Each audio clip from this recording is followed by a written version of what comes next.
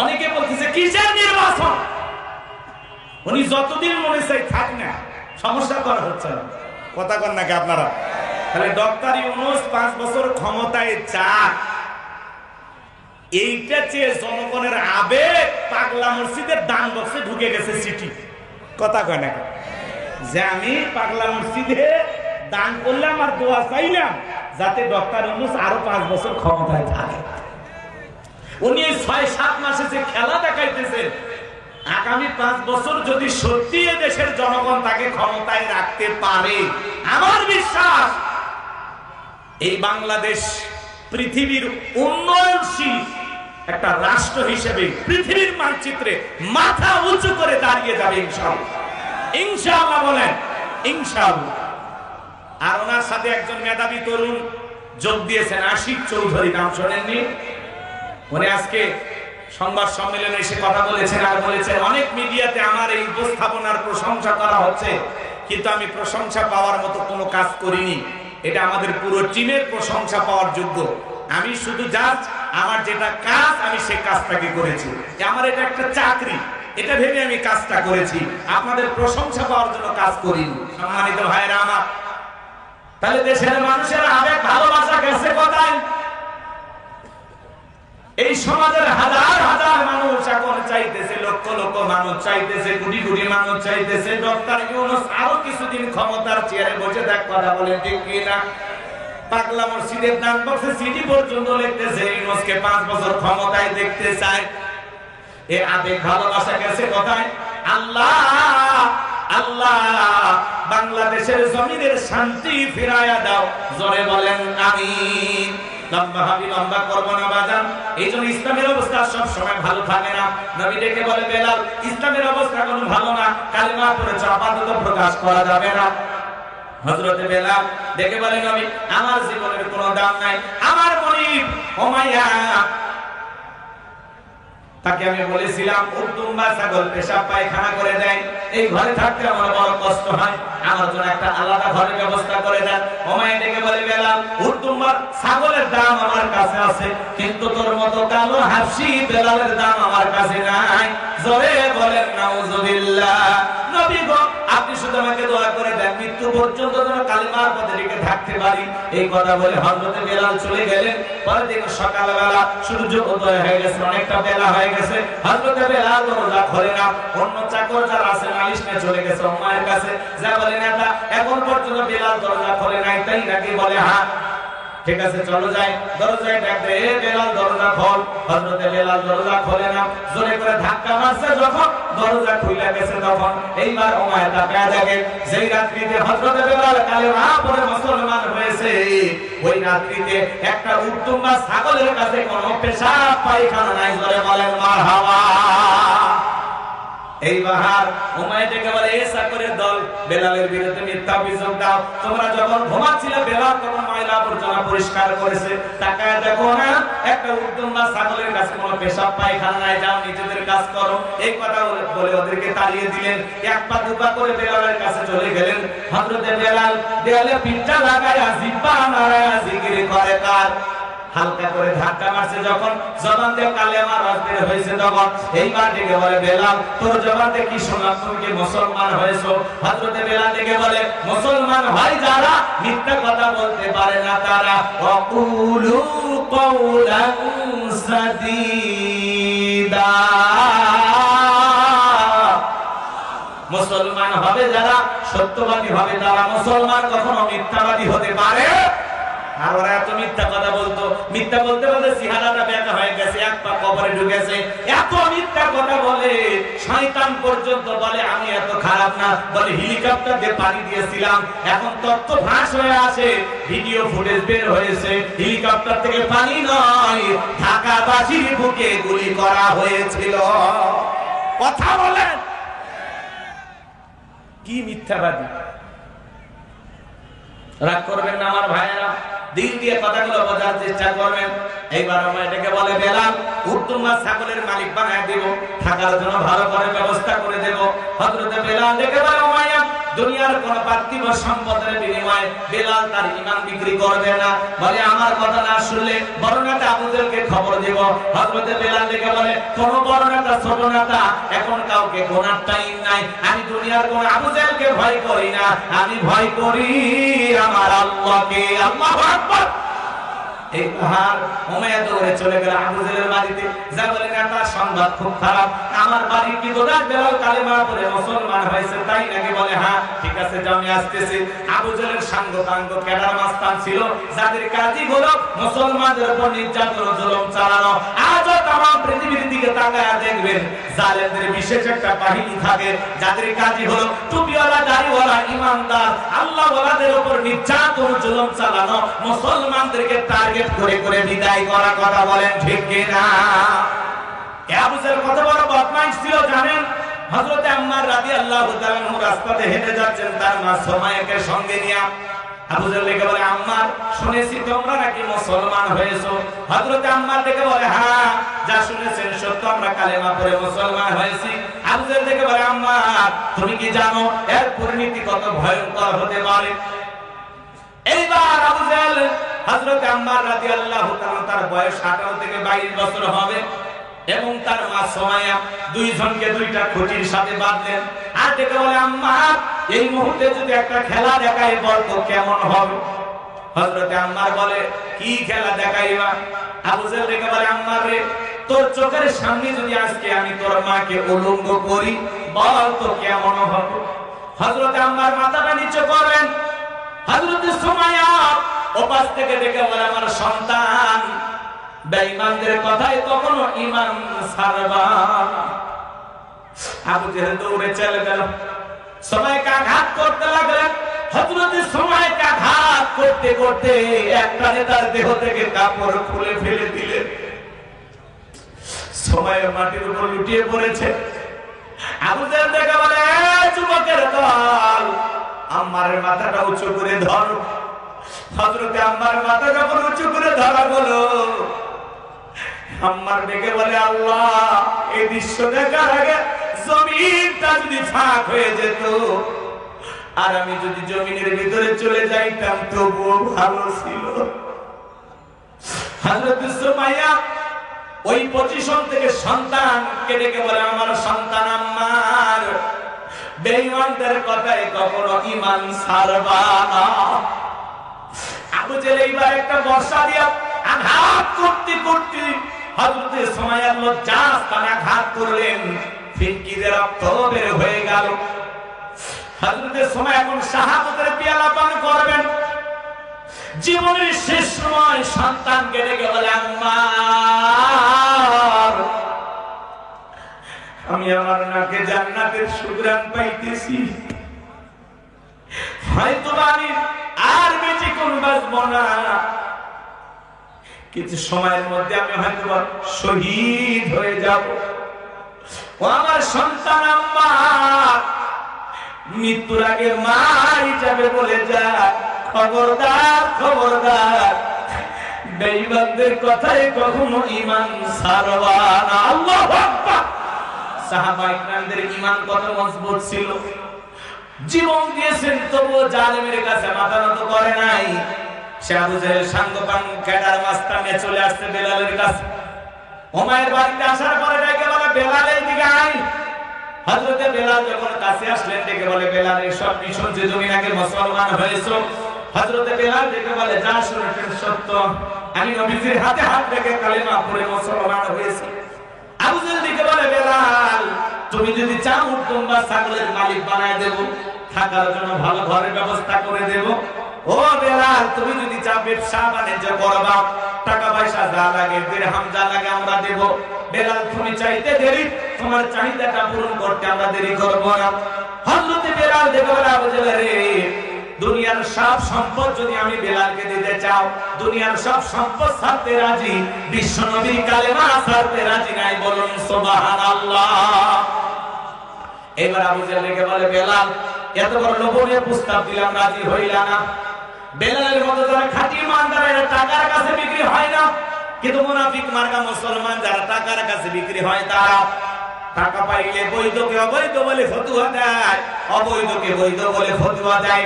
টাকা পাইলে ওরা বাতিলের পাঁচাটা গোলাম হয়, টাকার জোরে ওদের ফতুয়া ঘোরে। এক প্যাকেট বিরিয়ানি পাইলে কয় ম্যাডাম আপনি জান্নাতি। কথা কন না কেন? সে জান্নাতি বেগম আছে পালিয়ে গেছে। কথা এমন একটা অবস্থা, দেশের এমপি মন্ত্রী প্রধানমন্ত্রী থেকে শুরু করে ইউনিয়ন পর্যায়ে নেতা কর্মী পর্যন্ত পালিয়ে গেছে, মসজিদের হুজুর পর্যন্ত পালিয়ে গেছে। এইরকম পতন পৃথিবীর ইতিহাসে কারো আর নাই। কথা কন নাকি আপনার? ভালো মানুষেরা পালায় কারা? চোর টাকা তারা, দুর্নীতিবাদ। রাগ করবেন না, মনের অনেক ক্ষোভ জমে আছে। 16 বছরের কাজ একদিনে আদায় করা যাবে?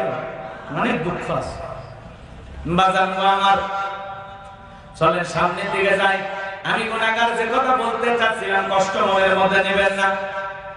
আবু জেহেল থেকে বলে বেলাল এত বড় লোভনীয় প্রস্তাব দিলাম রাজি হইলা না, সোজা আঙ্গুলে ঘিও না উঠলে আঙ্গুলে একটু বাঁকা করা লাগবে। এই কথা বলে যুবকদের লিয়ে দিলে চাবুক দিয়ে পিটাম। হযরতে বেলালকে চাবুক দিয়ে পিটানো শুরু হলো। ওরা যত জোরে বেলালকে চাবুক মারে, বেলাল তত জোরে কালেমার জিকির করে। বাবারে মারে লাগতেছে সাইরে দেয়, এগুলো বলেন। এরা মারে আর বেলাল জিকির করে। সুবহানাল্লাহ কও।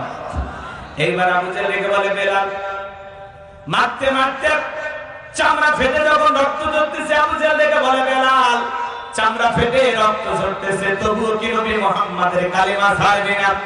হযরতে বেলাল রেগে বলে আবু জেহেল রে, মারতে মারতে যদি মেরেও ফেলে দাও জীবনটা দিতে রাজি, নবীজির কালেমা ছাড়তে রাজি নাই। চিৎকারে মেরে বলুন সুবহানাল্লাহ। এবার আবু জেহেল রেগে বলে এ যুবকের দল, বেলালের পায়ের রশি দিয়ে বাঁধো, উটের পায়ের সঙ্গে লাগাও। হযরতে বেলালের পায়ের রশি দিয়ে বাঁধা করো, উটের পায়ের সঙ্গে লাগাইয়া আরবের উত্তপ্ত গরম বালিতে ছেঁচড়ে ঘোরা হলো। আরবের বালিগুলো এত গরম, চাল দিলে মুড়ি হয়ে যায়, এত উত্তপ্ত গরম বালি। বাবলা গাছের কাঁটাগুলো জিহ্বার ভিতরে পেরেকের মতো মারা হলো। এরকম নির্যাতন জুলুম করার পরে বিকেল বেলা নিয়ে এসে বলে বেলাল চাবুকতে পিটাইলাম, পায়ের রশি লাগাইয়া নিয়ে ঘুরলাম, এত নির্যাতন জুলুম করা হলো রে বেলাল, তবু কি নবী মুহাম্মাদের কালিমা ত্যাগ করবা না? হযরতে বেলাল লেগে বলে আবু জেহেল রে, মারতে মারতে যদি মেরেও ফেলে দাও, বেলালের নিঃশ্বাস থাকবে যতদিন, বেলাল ইসলামের পথে টিকে থাকবে ততদিন। আল্লাহ, ইসলামের প্রথম মন্ত্রী হযরতে বেলাল। আবু জেহেল লেগে বলে যুবকের দল, সবাই মিলে বড় একটা পাথর নিয়ে এসে বেলালের বুকের উপরে চাপায়া দাও। বিশাল বড় একটা পাথর নিয়ে এসে হযরতে বেলালের বুকের উপরে চাপায়া দেওয়া হলো। কাফিররা মনে করলো পাথরের আঘাতে চাপাতে বেলাল মারা যাবে। এই কথা ভেবে কাফিররা চলে গেল। হযরতে বেলালের বুকের উপরে বিশাল বড় পাথর, রক্তাক্ত জিহ্বা, চোখের কোণা দিয়ে পানি পড়তেছে, তবু জিহ্বা নাড়ায়া বেলাল জিকির করে। তা আপনাকে আমাকে জিকির করার জন্য কেউ মারে না, পেটে না, ধমক দেয় না, তবু আমরা কপাল পরে আল্লাহর জিকির করি না।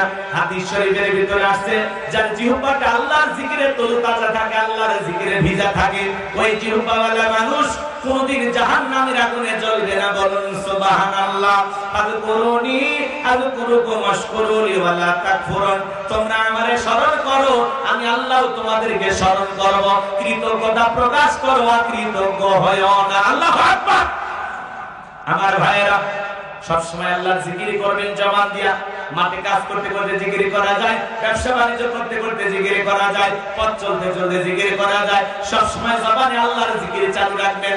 সুবহানাল্লাহ, আলহামদুলিল্লাহ, আল্লাহু আকবার, লা ইলাহা ইল্লাল্লাহ, সুবহানাল্লাহি বিহামদিহি, সুবহানাল্লাহিল আযীম।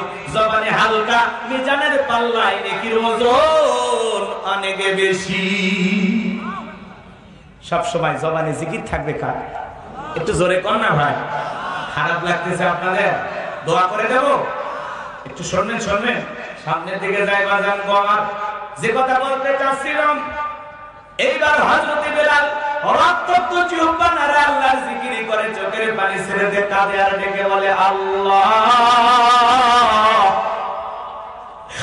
বুকের উপরে পাথর থাকার কারণে তোমার মতো মালিকের জিকির করতে বড় কষ্ট হয়। তুমি তো সেই আল্লাহ, ইব্রাহিমের জন্য যদি নমরুদের আগুনকে ফুলের বাগান বানায় দিতে পারো, ও আল্লাহ তুমি কি পারো না বেলালের বুকের পাথরটাকে তুলার মতো নরম বানায় দিতে? হযরত বেলাল দোয়া করতে দেরি, আসমানের মালিক আল্লাহ দোয়া কবুল করতে দেরি করে নাই। বেলালের বুকের পাথরটাকে আমার আল্লাহ তুলার মতো নরম বানিয়ে দিয়েছেন। বলুন সুবহানাল্লাহ। আশিকে রাসূল বেলাল, নবীর পাগল বেলাল নবীকে কতটা মহব্বত করতেন জানেন? বিশ্ব নবী যখন মক্কা নগরীতে পথ চলতো, হযরত বেলাল একবার ডানে যায় একবার বামে যায়। নবী আমার দিকে বলে, বেলাল বুঝি না একবার ডানে যাও একবার বামে যাও, কারণটা কি? হযরত বেলাল দেখে বলে, নবী আপনি কালিমার দাওয়াত ইসলামের প্রচার প্রসার করেন, ওই কাফেররা হলো আপনার শত্রু, আপনাকে টার্গেট করে যদি তীর নিক্ষেপ করে নবী গো, ওই তীরটা যেন সর্বপ্রথম আমি বেলালের বুকের ভিতরে ঢুকে, আমি বেলাল মারা গেলে ইসলামের ক্ষতি হবে না, আপনি নবী মারা গেলে ইসলাম আর মাথা উঁচু করে সামনের দিকে দাঁড়াতে পারবে না। চিৎকার মেরে বলুন আল্লাহু আকবার। সে আশিক রাসূল বেলাল, নবীর পাগল বেলাল, বেলালের নির্যাতন জুলুমের কথা যখন বিশ্ব নবীর কান পর্যন্ত পৌঁছে গেল, নবী আমার দিকে বকর, বেলালের কষ্টের কথা আমার সহ্য হয় না, যাও যাও তুমি আমার বেলালের জন্য একটা কিছু করো। হযরত আবু বকর সিদ্দিক রাদিয়াল্লাহু তাআলা কয়েকগুণ দাম বেশি দিয়া গোলামীর জীবন থেকে হযরত বেলালকে আজাদ করলেন, মুক্ত করলেন। বলুন সুবহানাল্লাহ। এই যখন ইসলামের অবস্থা, একদিকে সন্তান হারানোর ব্যথা, অন্যদিকে সাহাবায়ে কিরামদের উপর নির্যাতন জুলুম, এই জন্য নবীজির মনটা ভীষণ খারাপ। নবীর যখন মন খারাপ, নবীকে সান্ত্বনা দেওয়ার দায়িত্ব কার? আরেকটু জোরে কর। আমার আল্লাহ ডেকে বলে, জিবরাইল আমার বন্ধুর মা নাই বাবা নাই, আমি ছাড়া আমার বন্ধুর কেউ নাই রে জিবরাইল। আমার বন্ধুর মনটা হয়েছে ভারী, আমি আল্লাহ সইতে নাহি পারি। লাহু মাহফুজ থেকে সূরা কাউসার নিয়ে যায় আমার বন্ধুর উপরে নাযিল কর তাড়াতাড়ি। বলুন সুবহানাল্লাহ। বিশ্ব নবী ডেকে বলেন, আনাস আমার মনটা কেন খারাপ তোমরা জানো? কে তোমার মুস্কি হাসি দেওয়ার কারণ হলো এই মাত্র আসমান থেকে জিবরাইল এসে আমার উপরে সূরা কাউসার নাযিল করলো। বিশ্ব নবী তখন মুস্কি মুস্কি হাসলেন আর সাহাবায়ে কিরামদের সামনে সূরা কাউসার তিলাওয়াত করে শুনিয়ে দিলেন। জবান ছেড়ে সবাই বলুন, ইন্না আ'তাইনাকাল কাউসার ফাসাল্লি লিরাব্বিকা ওয়ানহার ইন্না শানিয়াকা হুয়াল আবতার। আল্লাহু আকবার। আমার আল্লাহ রাব্বুল আলামিন ডেকে বলেন, ইন্না আ'তাইনাকাল কাউসার ফাসাল্লি লিরাব্বিকা ওয়ানহার ইন্না শানিয়াকা হুয়াল আবতার। যার কণ্ঠ যত ভালো, কোরআন শুনতে তার কণ্ঠ দিয়ে তত বেশি সুন্দর লাগে। কথা বলেন না কেন? কোরআন এমন একটি কিতাব। ছোটবেলায় বাবার হাত ধরে মসজিদে গিয়েছিলেন, ইমাম সাহেবের কণ্ঠে সূরা ফাতিহা শুনেছিলেন। আপনার বয়স এখন 50-60 বছর, যারা দৈনিক 5 ওয়াক্ত সালাত আদায় করে, কমপক্ষে 40 বার সূরা ফাতিহা পাঠ করতে হয়। কোন মানুষ কি বিরক্ত হয়ে বলছে যে সূরা ফাতিহা পড়তে ভালো লাগে না? বলে কোরআনের আকর্ষণ কমছে? কমে না। কোন ইমামকে বলেছে আমি 30 বছর সূরা ফাতিহা দিয়ে শুরু করছি, কাল মাগরিবে সূরা ইখলাস দিয়ে শুরু করব, কুল হুয়াল্লাহু আহাদ। পিছন থেকে কি বলবেন? আল্লাহু আকবার। হুজুর আগে সূরা ফাতিহা পড়েন, এরপরে অন্য সূরা ধরেন, কারণ সূরা ফাতিহা ছাড়া নামাজ হবে? জোরে বলেন হবে?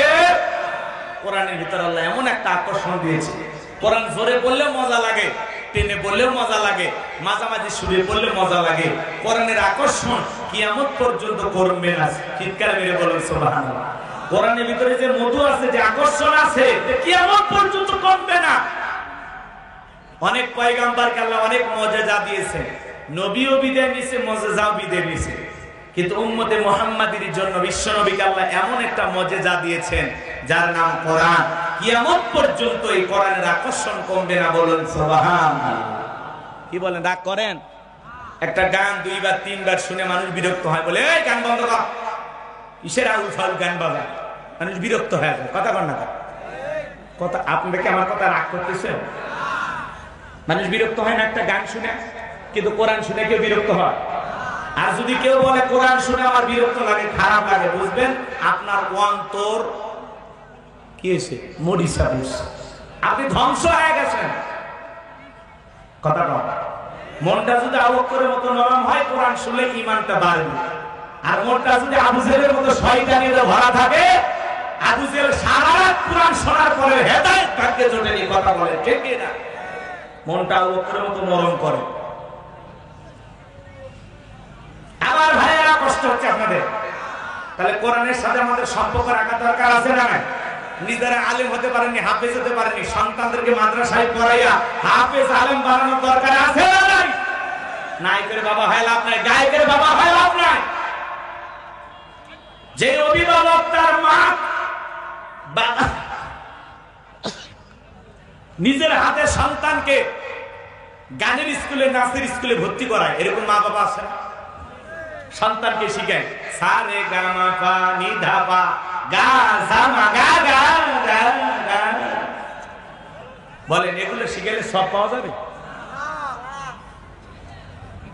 যে মা বাবা সন্তানকে গানের স্কুলে, নাচের স্কুলে ভর্তি করে দেয়, ওই মা বাবা নিজের হাতে সন্তানকে জাহান্নামে আগুনে ফেলে দিয়েছে। কথা বলেন ঠিক না? সন্তানকে মাদ্রাসায় পড়াইতে হবে, দিন শিখাইতে হবে। সন্তানের মুখে গান শুনলে মা বাবা খুব সুন্দর, হ্যাঁ ছেলে বড় হলে শিল্পী হবে, হ্যাঁ সন্তান একটু নাচতে পারলে ডান্সার হবে। এই সমস্ত অভিভাবকের কপাল পুড়ছে, কপাল পুড়ছে। এদের ছোট ছোট বাচ্চারা কোরআন তিলাওয়াত করলো, ইসলামী সঙ্গীত গাইলো, ভালো লাগে নাই? সন্তানকে মাদ্রাসায় পড়ায়, দিন শিখা, আলিমের বাবা হন, হাফিজের বাবা হন, নায়ক গায়কের বাবা হয় লাভ নাই। কথা বলেন না কেন? নায়কের বাবা হয় লাভ আছে? শাকিব খানের বাবা হলে দাম বাড়বে নাকি একজন হাফিজের বাবা হলে? কথা কয় না, কথা কয়। আমার কথায় অনেকেই বিরক্ত হচ্ছে না, হুজুর এলে বিরক্ত হচ্ছে। হক কথা বলা লাগে, যতই তিতাই। আমার আল্লাহ রাব্বুল আলামিন বলেন, ইন্না আ'তাইনাকাল কাউসার, অবশ্যই আমি আল্লাহ পাক আপনাকে হাউজে কাউসার দান করেছি। বলেন সুবহানাল্লাহ। এই পৃথিবীর অন্য কোন নবী রাসূলকে আল্লাহ তাআলা হাউজে কাউসার গিফট করেন নাই, আপনার আমার নবীকে আল্লাহ তাআলা হাউজে কাউসার দান করেছেন। ইন্না আ'তাইনাকাল কাউসার, নিশ্চয়ই আমি আল্লাহ পাক আপনাকে হাউজে কাউসার দান করেছি। এই হাউজে কাউসারের পানি দুধের মতো সাদা, মধুর চাইতে মিষ্টি, পানির মতো ক্লিয়ার। ওই কঠিন কিয়ামতের ময়দানে যেদিন বিচার দিবস কায়েম হয়ে যাবে, বিচার দিবসের একদিন হবে 50,000 বছরের সমান। ওই কঠিন কিয়ামতের ময়দানে যেদিন সূর্য সহাত মাথার উপরে চলে আসবে, সূর্যের তাপে জমিনটা হয়ে যাবে তামার জমিন, পাহাড় পর্বত নদী নালা খাল বিল বিল্ডিং আমার কোনো কিছু থাকবে না। কুল্লু মান আলাইহা ফান, এই পৃথিবীর জমিনের সবকিছু আল্লাহ তাআলা ধ্বংস করে দিবেন। যেদিন বেঈমানদের জুব্বা নাভি পর্যন্ত ঝুলে আসবে, যেদিন ভাই ভাইয়ের পরিচয় দিবে না, ইয়াউমা ইয়াফিরুল মারউ মিন আখি ওয়া উম্মিহি ওয়া আবি ওয়া সাহিবাতিহি ওয়া বানি, যেদিন ভাই ভাইয়ের কাছ থেকে পালিয়ে যাবে, মাতা পিতা সন্তানের কাছ থেকে পালিয়ে যাবে, স্ত্রী স্বামীর কাছ থেকে পালিয়ে যাবে, সন্তানেরা মা বাবার কাছ থেকে পালিয়ে যাবে। কিয়ামতের ময়দান যখন কায়েম হয়ে যাবে, কেউ কারো উপকারে আসবে না। ওই কঠিন কিয়ামতের ময়দানে আল্লাহর আরশের ছায়া ছাড়া আর কোনো ছায়া থাকবে না। ওই ছায়ার ভিতরে আল্লাহ তাআলা শাস্তির মানুষকে ছায়া দান করবেন। এটা কিয়ামতের ময়দানে আল্লাহ তৈরি করা ভিআইপি গ্যালারি, সেখান থেকে তারা কিয়ামতের ফাইনাল খেলা উপভোগ করবেন। মানুষ দলে দলে পানি পানি বলে চিৎকার মারবেন আর বিশ্ব নবীর দিকে রওনা করবেন। কিছু মানুষের চোখের সামনে আল্লাহ তাআলা পর্দার আবরণ তৈরি করে দিবেন। নবী তখন দেখে বলবেন, আল্লাহ সংখ্যায় আমি আমার অনেক উম্মতকে দেখতে পাইলাম, কেন জানি সংখ্যাটা কমে গেল, বুঝতে পারলাম না। আমার আল্লাহ দেখে বলে, বন্ধু আপনি পাইকারি দরে সবাইকে হাউজে কাউসারের পানি পান করাইতে পারবেন না। দুনিয়ার জীবনে দুইটি অপরাধ করেছিল যারা, আজকে আপনার হাতে হাউজে কাউসারের পানি পাবে না তারা। জোরে বলেন কয়টি অপরাধ? ও যশোরবাসী হাত তুলে বলেন তো কয়টি অপরাধ? এই দুইটি অপরাধ আপনার আমার ভিতরেও থাকতে পারে কিনা জানার দরকার আছে না নাই? দুইটি অপরাধ কি কি একটু শুনে যান বাজান, মারাত্মক দুইটা অপরাধ। আল্লাহ ডেকে বলে নবী দুইটি অপরাধ করেছে যারা আপনার হাতে হাউজে কাউসারের পানি পাবে না। তারা বিশ্ব নবী হাউজে কাউসারের পিয়ালায় দাঁড়িয়ে আছেন, হযরত আবু বকর সিদ্দিক রাদিয়াল্লাহু তাআলা পিয়ালাগুলো ভরায় দিবেন। শুনেন শুনেন, মাঝখানে দাঁড়িয়ে থাকবেন হযরত ওমর বিশ্ব নবী হাতে দিবেন, আর নবীজি তার আদরের উম্মতদেরকে খুঁজে খুঁজে কিয়ামতের ময়দানে হাউজে কাউসারের পানি পান করায় দিবেন। বলুন সুবহানাল্লাহ। নবীজির হাতে এক পেয়ালা হাউজে কাউসারের পানি যদি পান করতে পারেন, জান্নাতে ঢোকা পর্যন্ত আপনার তৃষ্ণা মিটে যাবে। বলুন সুবহানাল্লাহ। নবীজির হাতে কিয়ামতের ময়দানে কারা কারা হাউজে কাউসারের পানি পান করতে চান, দুইটা হাত তুলে আল্লাহকে দেখা। আল্লাহ এই যশোর জেলার জিগরগাছার থানার শরীফপুর বাজারে হাজার হাজার নারী পুরুষ নবীজির হাতে হাউজে কাউসারের পানি পান করতে চায়। আল্লাহ তোমার কুদরতি নজর দিয়ে তাকায় দেখো, ও মালিক আমাদের সবাইকে নবীজির হাতে হাউজে কাউসারের পানি পান করার তৌফিক দান করুন। জোরে বলুন আমিন। আল্লাহ সেই সৌভাগ্য বান্দাদের তালিকা আমাদের নামগুলো লিখে নেন। জোরে বলেন আমিন। আরেকবার বলেন আমিন। হাত নামান, হাত নামান। হাউজে কাউসারের পানি চাইলে কি পাওয়া যাবে? কথা কয় না, পানি চাইলে না পাইলে কাজ করতে। আমি আপনাদের এলাকায় আসলাম, একটা ছেলের হাতে কিছু চকলেট দিলাম, দিয়ে বললাম ভাতিজে এক কথা পানি আনে একটু উজু বানাও। এক্সাম্পল দিচ্ছি কথা বুঝানোর জন্য। ওই ছেলেটা চকলেট পেয়ে মারছে, মাঝখানে আসার খাই ঘুরে গেছে, হাঁটি চলে গেছে, রক্ত বের হয়ে গেছে, ব্যথা পাইছে। এরপরে উঠে দাঁড়াইয়া বদনা ভরিয়া পানি নিয়ে আমার সামনে হাজির। আমি তখন বললাম বাবা এই পানিটার দিকে কষ্ট হয়েছে, মাঝখানে আসার গায়ে পড়ে গেছে, ব্যথা পাইছে, হাঁটুতে ছিলে গেছে, রক্ত মনে হয় বের হয়েছে। ওই ছেলেটা তখন বলতেছে আমি এরকম কত পড়ে যায় আমার কিছুই হয় না। কারণ কি? চকলেট। কথা কয় না, ওই চকলেট থাকার কারণে ছেলে ব্যথাকে ব্যথা যেরকম মনে হচ্ছে না, কিয়ামতের ময়দানে নবীজির হাতে হাউজে কাউসারের পানি যদি পান করতে পারেন, কিয়ামতের কঠিন দিন আপনার কাছে কঠিন মনে হবে না, আল্লাহ সহজ করে দেবে। নবীজির হাতে হাউজে কাউসারের পানি আর আল্লাহর আরশের নিচে ছায়া যদি জুটে যায়, আপনি জান্নাতি, আপনারা টেনশন নাই। কোন সুবহানাল্লাহ। এবং হাউজে কাউসারের পানি চাইলেই তো পাওয়া যাবে না, কাজ করতে হবে। ঠান্ডা পানি দিয়ে ওযু বা নামাজ আদায় করতে হবে। হঠাৎ করে নামাজ ধরলে পুরো তুল মুসল্লি দেখে টিটকারি মারে। হ্যাঁ, সূর্য কোন দিকে উঠছে? উত্তর পাড়ার বাসা দিকে মসজিদে। নামাজ পড়বি না 2 দিন পরে ছাইরে দিবি? বলে কিনা বলে? হ্যাঁ মুরব্বি চাচা সাবধান সাবধান। দাওয়াত দেন তো 5 জনকে মসজিদে আনতে পারেন না। হঠাৎ করে কেউ একজন নামাজ ধরেছে, পরিবর্তন হয়েছে, আপনার সমস্যা কি? আপনার সমস্যা কি? পারলে দোয়া করে যে ভাতিজা তুমি মসজিদে আসছো, দেখে দিলটা ভরে গেছে, আল্লাহর কাছে দোয়া করি আল্লাহ মৃত্যু পর্যন্ত তোমাকে জামাতের সহিত নামাজ পড়ার তৌফিক দান করে। আপনি দোয়া করেন, ভালোবেসে বুকে টানেন, ঘৃণা ছাড়বেন না। কথা বলে ঠিক না? আপনার কাজ হলো মানুষকে ভালোবেসে নরম সুরে আল্লাহর পথে আহ্বান করা। কথা বল ঠিক না? আর আপনি একটু নামাজ পড়েন দেখে সেই অহংকারে বলতেছেন হ্যাঁ নামাজ পড়বি না 2 দিন পরে ছেড়ে দিবি। ও 2 দিন পড়বি না 2 ওয়াক্ত পড়বি, এটা এর ব্যাপার। কথা বল ঠিক না? খবরদার টিটকারি মারবেন না, ঠাট্টা বিদ্রুপ করবেন না, নতুন নামাজীদেরকে দেখে হাসি তামাশা করবেন না। পারলে আসরের নামাজ পড়ে ছুটিপুর বাজারে এক কাপ চা খান। কথা কর, লোকটা খুশি হয় যে এই মসজিদে এসে দেখি সবার সাথে মিল হচ্ছে, মাশাআল্লাহ।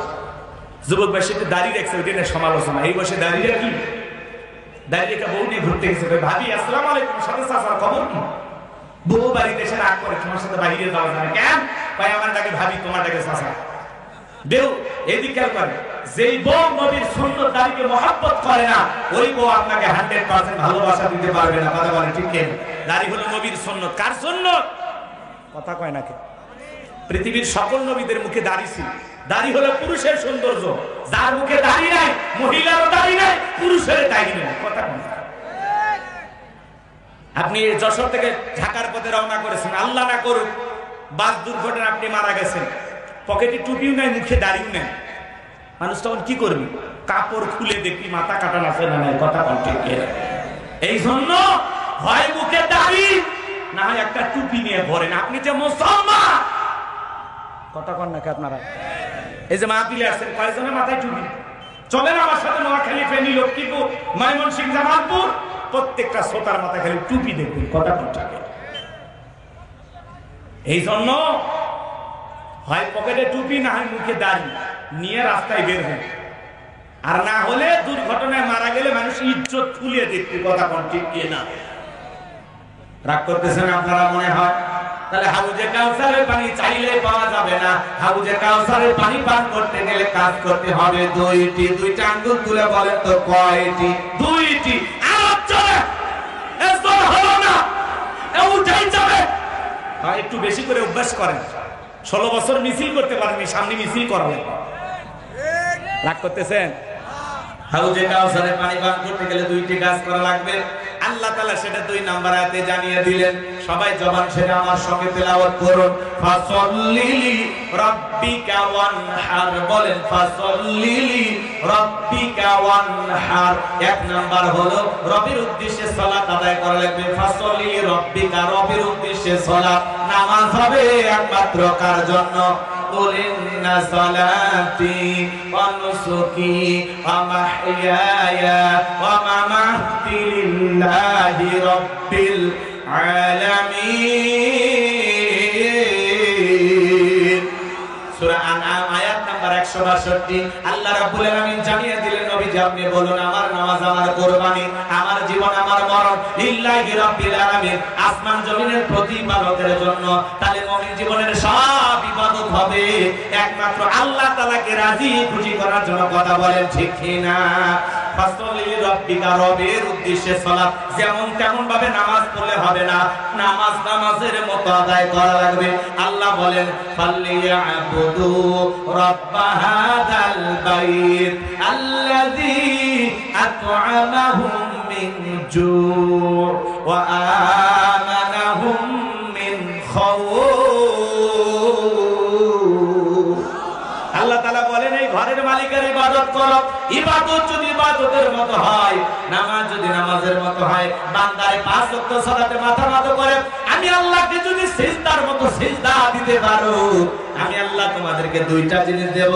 যে বান্দা 5 ওয়াক্ত সালাতে মাথা নত করে আমি আল্লাহকে সিজদা দেবে, 1 নাম্বার ওই বান্দার জন্য আমি আল্লাহ রিজিকের ব্যবস্থা করব।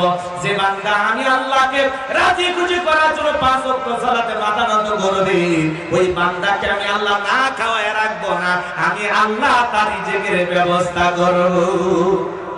আপনাদের এলাকার প্রাণী বের হয় রাত 1টা 2টার দিকে উঠে কু কয়া চিল্লায়, নাম হলো শিয়াল পণ্ডিত। ওর নামে কি আপনাদের জিগর গাছায় ভাতের হোটেল আছে, মুরগির হোটেল আছে, ওরে খাওয়াই কে? ব্যাংকের অ্যাকাউন্টে টাকা জমানো আছে। একটা পাখি সকালবেলা খালি পেটে নিচ থেকে বের হয়ে যায়, সন্ধ্যাবেলায় ওই পাখির পেটটা ভরে বাসায় ফেরত আসার ব্যবস্থা করেনি কে? সাগরের বড় বড় নীল তিমিগুলো আহারে টনকে টন খাবার খায়, ওদের খাওয়াই কে? আল্লাহ যদি পৃথিবীর এত মাখলুককে খাওয়ায়, আমরা হলাম আশরাফুল মাখলুকাত, কুনতুম খায়রা উম্মাতিন উখরিজাত লিন-নাস। আল্লাহ বলেন তোমাদেরকে উত্তম জাতি বানাইলাম, ভিআইপি বানাইলাম। আল্লাহকে আমাদেরকে না খাওয়ায় মারবে না। আমার আল্লাহ ডেকে বলেন ওয়া মা মিন দাব্বাতিন ফিল আরদি ইল্লা আলাল্লাহি রিজকুহা। সূরা হুদের ভিতরে আল্লাহ পাক জানিয়ে দিলেন এই পৃথিবীর এমন কোন বিচরণশীল প্রাণী নাই যার রিজিকের ব্যবস্থা আমি আল্লাহ আসমান থেকে করি না। ওই আটলান্টিক মহাসমুদ্রের ৩৩,০০০ ফিট গভীর অতল পানির নিচে থাকা ছোট্ট একটা প্রাণী, তার রিজিকের ব্যবস্থাও আমি আল্লাহ আসমান থেকে করি। চিৎকার মেরে বলুন সুবহানাল্লাহ। তাহলে 1 নাম্বার আল্লাহ রিজিকের ব্যবস্থা করবেন। ওয়া আমানাহুম মিন খাউফ। 2 নাম্বার সকল ভয় থেকে আল্লাহ নিরাপত্তা দেবেন।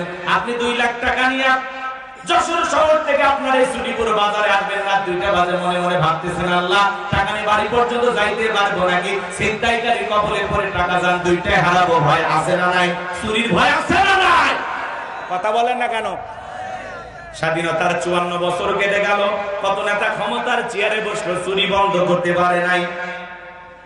মানুষের তৈরি করা তন্ত্র মন্ত্র দিয়ে চুরি, দুর্নীতি, টেন্ডারবাজি, চাঁদাবাজি, খুন ধর্ষণ বন্ধ হবে না।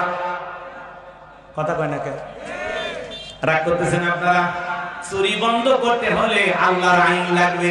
আজ থেকে ১৫০০ বছর আগে আল্লাহ জানিয়ে দিয়েছেন ওয়াসারিকু ওয়াসারিকাতু ফাকতাউ আইদিয়াহুমা জাযাআন বিমা কাসাবা নাকালাম মিনাল্লাহ। সূরা মাইদার ৩৮ নম্বর আয়াতে আল্লাহ তাআলা জানিয়ে দিয়েছেন চোর পুরুষ হোক আর নারী হোক, আল্লাহর বিধান, আল্লাহর ফয়সালা। চোরের হাত কেটে দাও। একটা চোরের হাত কেটে সোশ্যাল মিডিয়ার মাধ্যমে যদি আমরা ফালাও করে প্রচার করতে পারতাম, বাংলাদেশের সমস্ত চোরেরা তওবা করে আল্লাহর ওলি হয়ে যেত। কথা বলেন ঠিক কিনা? কিন্তু কে শোনে কার কথা? আজও গেল না মনের ব্যথা। এখন উচিত কথা যদি কই, পিঠের উপর দিয়া যাবে মই। এই আনন্দে কিছু লোক কিনা খাবে বগুড়ার স্পেশাল দই। যত দোষ মন্দ দোষ, সত্যটা বললে দোষ, করলে অন্যায়ের প্রতিবাদ, নামটা হবে তোমার মৌলবাদ, নামটা হবে তোমার জঙ্গিবাদ। আল্লাহর আইনকে চালু করবে, সরিষাই তো ভুল। আমরা বারবার বললাম আল্লাহর আইনকে চোরের বিচার করে, ধর্ষকের বিচার করে, ওরা শোনে না। শোনে? কথা বলেন শোনে? শোনে না। কে শুনবে? কারা আল্লাহর আইন চালু করে? কারণ ওরা কলমের খোঁচা দিয়ে যে পরিমাণে দুর্নীতি করে, ওরা মনে করে প্রথম হাত তো আমারই কাটা। কথা বলছে? হ্যাঁ, যে পরিমাণে দুর্নীতি করছে, মেম্বার থেকে প্রধানমন্ত্রী পর্যন্ত সবার হাত কাটা যাবে। কথা বল ঠিক কিনা? ওরা ভয়ে আল্লাহর আইন চালু করে না। ওরা তখন বলে না এগুলো ১৫০০ বছরের পুরাতন আইন, এগুলো ব্যাকডেট। এই বেটা ব্যাকডেট না আপডেট, খালি একটা টেস্ট কর, টেস্ট কর। কথা কর, এই কথা কর নাকি আপনারা?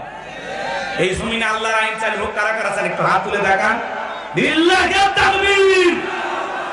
আলালাহুল খলক ওয়াল আমরু, সৃষ্টি যার আইন চলবে সে আল্লাহ।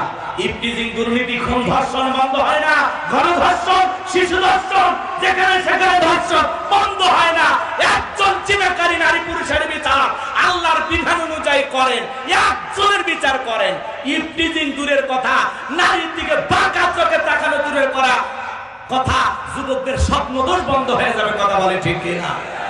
এই জন্য আল্লাহর আইন জমিনে চালু না হওয়া পর্যন্ত শান্তি আসবে। কষ্ট হয়, আপনাদের কষ্ট হয়।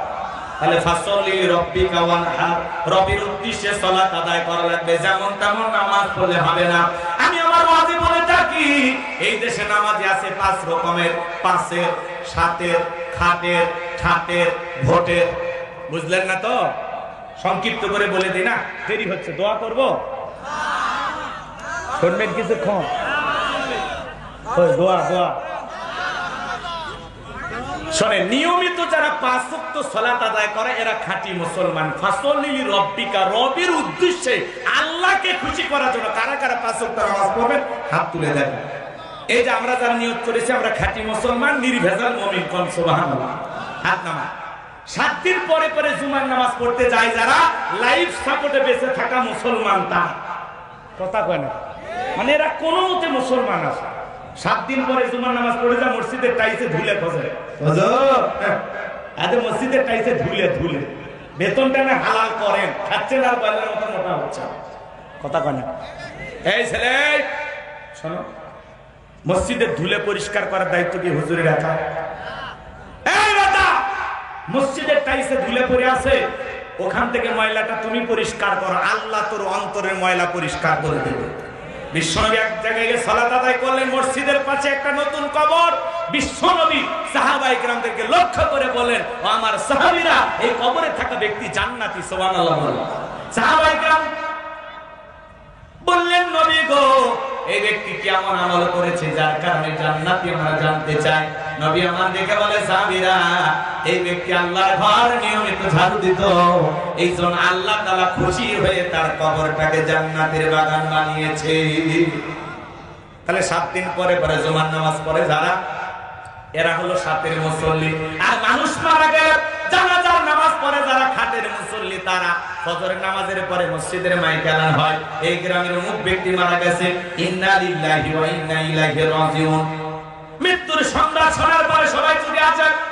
ওই গ্রামের আরেকজন ব্যক্তি ঘুম থেকে উঠে বলে, বিবি শুনলি না উত্তর পাড়ার অমুক মারা গেছে? হারে, লোকটা কত ভালো ছিল, এই পাঞ্জাবি ধুয়ে দে, ওর জানাজা যাও না। কয়েকদিন আগে সুটিপুর বাজারে চা খেলাম, আরে কি ভালো লোক ছিল, চায়ের বিল দিতে দিল না। বেঁচে থাকলে আরো 10 দিন চায়ের বিল দিত। কথা কয় না, তাড়াতাড়ি পাঞ্জাবিটা ধুয়ে রেডি করে বই, এবার পাঞ্জাবি ধুয়ে রেডি হয়েছে, জহরে আজান হয়েছে, দৌড়ে মসজিদে চলে গেছে, যায় দেখে জানাজা শুরু হয়েছে কি জহর। ওর উদ্দেশ্য হলো জানাজা পড়া, জহরের নামাজ পড়া না, কথা ঠিক নেই। বাধ্য হয়ে সেদিন বলে যে হুজুর জানাজা পড়তে আসছি, জহরের 4 রাকাত পড়ে নি, আল্লাহু আকবার। লাস্টের সামনে রেখে হুজুর ওয়াজ করে, কুল্লু নাফসিন যায়কাতুল মাউত, সবাইকে মৃত্যুর স্বাদ গ্রহণ করতে হবে। আজকে এই ব্যক্তির জানাজা, কালকে আপনার, সবাইকে যেতে হবে, দুনিয়া থাকার জায়গা না। হুজুরের ওয়াজ শুনে বলে হুজুর ঠিক ঠিক, আহারে আলেমেরা যা বলে সব ঠিক, কি আফসোস, কি অনুশোচনা। মানুষটাকে দাফন কাফন করতে গিয়ে ভিতরে এমন একটা আতঙ্ক ভয় পয়দা হয়, মনে হয় আজকের পর থেকে জীবনে আর মসজিদ ছাড়বে না। বাড়ির যা টুপি খুলে একটা সিগারেটও টেনশনে টান মারছে,